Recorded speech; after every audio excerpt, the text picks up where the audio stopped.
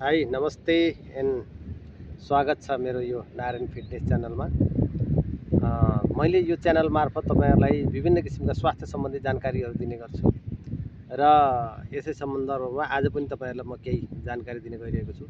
जबसम्म योगा र साधनासँग जोडिएँ तब मैले पनि आफ्नो स्वास्थ्य सम्बन्धी ख्याल आउन लाग्यो र आफूले जानेको कुरा तपाईहरुसँग पनि सेयर गरौँ भनेर आज म चाहिँ यहाँ उपस्थित भएको छु। आज म यसरी पार्कमा घाम ताप्न भनेर बसेको थिएँ। बिहान बिहानको घाम अथवा चाहिँ सूर्यको किरणको अत्यन्त आफ्नै किसिमको महत्त्व छ र म यसमा चाहिँ घाम ताप्न भनेर उपस्थित भएको थिएँ र यसै क्रममा एउटा सानो जानकारी पनि तपाईहरुलाई दिउँ भनेर म तपाईहरु सामुन्ने चाहिँ अहिले उपस्थित भएको छु। खास गरेर मान्छेहरुको धेरैहरुले एउटा समस्याबाट चाहिँ कसरी ग्रसित छन् भन्दाखेरि मान्छेको यो मुख गनाउने, सास गनाउने, हामीले त बुरुस गर्छौं हैन, तर चाहिँ बेला बेलामा त्यही पनि हाम्रो मुख गनाउँछ, गिजाहरूबाट रगत आउँछ, मुखको दाँतको गिजाको स्थिति राम्रो छैन, मुख गनाउँछ भने तपाईलाई एउटा सानो अत्यन्तै घरेलु उपाय, अत्यन्तै सजिलो उपायबाट चाहिँ यसलाई म निराकरण गर्ने उपाय तपाईहरुलाई बताउँदै छु। यसको लागि चाहिँ हाम्रो आयुर्वेदमा गण्डुसा क्रिया भन्छ र अंग्रेजीमा चाहिँ यो साइन्सले चाहिँ ओइल पुलिङ भन्छ। जब हामी बिहान चाहिँ उठिन्छ, उठेपछि तपाईहरुको चाहिँ सबैभन्दा पहिला 1 चम्चा मुखमा सरसौंको तेल होस् या नरिवलको तेल होस् 1 चम्चा मुखमा राखेर त्यसमा थोरै पानी पनि राख्न सकिन्छ। त्यो त हामीले पुरा यसरी खेलाउने 15 देखि 20 मिनेट, 20-25 मिनेट, आधा घण्टासम्म त्यो तेललाई हामीले मुखमा राखियो भने हाम्रो पेटको समस्या पनि समाधान हुन्छ।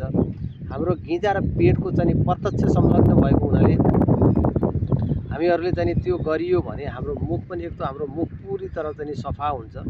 गिजाबाट रगत आउने, दाँतहरुको त्यस्तो मैला केही रहेछ भने त्यो तेलसँग चाहिँ सबै जान्छ र तपाईको दाँत र गिजा पनि सफा हुन्छ। अत्यन्तै सानो, अत्यन्तै कम खर्चिलो र अत्यन्तै सजिलै गर्न सकिने यो एउटा गण्डुसा क्रिया हो। यो हाम्रो बिग्रिसकेको मुख अथवा त्यो गनाउने अर्को तपाईको चाहिँ कब्जियतको पनि कारणले हुन्छ जो भित्रबाट आइरहेको छ।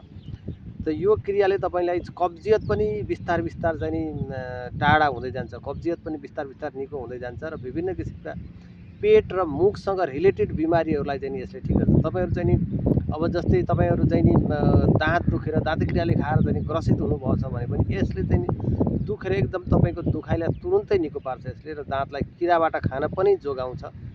यो तेलले तपाई त्यहाँ भएका मुखभित्र भएका चाहिँ विभिन्न किसिमका गन्दगीहरू र टक्सिनहरूलाई चाहिँ बाहिर निकाल्ने काम गर्छ र तपाईको मुखलाई चाहिँ पूरी तरह सफा गर्ने काम गर्छ र त्यसैले सधैँ तपाईले चाहिँ एउटा ठुलो चम्मचको 1 चम्मच तेल मुखमा हालेर आधा घण्टा भन्दा बढी जति मुखमा चाहिँ राखियो र चारैतिर खेलाइयो भने यो तेललाई तपाईले निल्नु भने हुँदैन। मुखको सबै गन्दगी पेटमा गएर झन् पेट बिगार्ने काम गर्छ, निल्न चाहिँ पटक्कै हुँदैन र अन्त्यमा चाहिँ तपाईहरुले चाहिँ यो तेललाई आधा घण्टापछि जतिसम्म राख्न सक्नुहुन्छ, आधा घण्टा, पौना घण्टा पनि राख्न सक्नुहुन्छ।